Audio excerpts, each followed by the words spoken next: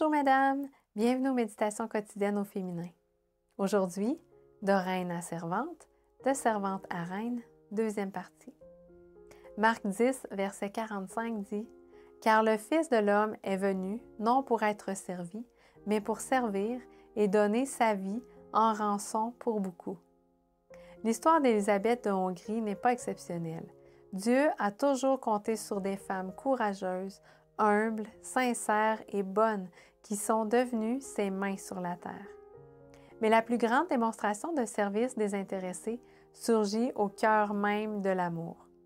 Un jour, un roi, le plus exalté, le plus puissant, le souverain Dieu, décida de devenir serviteur.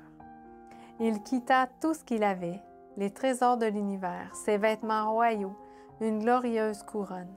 Dépouillé de tout, il choisit une crèche comme berceau et une étable comme lieu de naissance, des parents pauvres et un peuple sous le joug d'un puissant empire.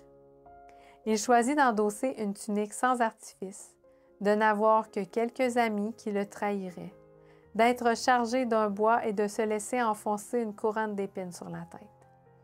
Il te choisit, toi. Il me choisit, moi. Et si souvent nous lui avons tourné le dos.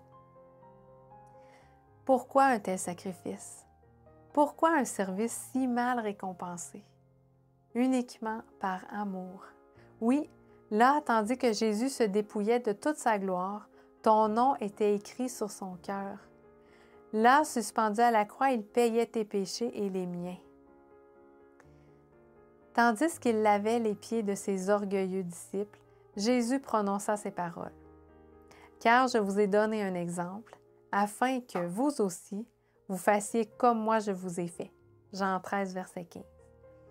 Lui qui possédait les trésors de l'univers n'avait pas un lieu où reposer la tête. Lui qui ravitailla le peuple d'Israël dans le désert, jeûna pendant 40 jours.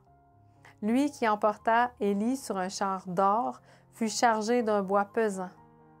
Lui qui parcourait des rues pavées d'or, tacha de son sang le chemin de Golgotha. Il n'y a rien que le Christ n'ait fait pour te sauver. Y a-t-il quelque chose en quoi tu ne puisses pas le servir? Très bientôt, les réserves du ciel s'ouvriront, débordantes de brillantes couronnes incorruptibles. Toutes porteront les noms de ses serviteurs. Bonne journée dans le Seigneur et à demain!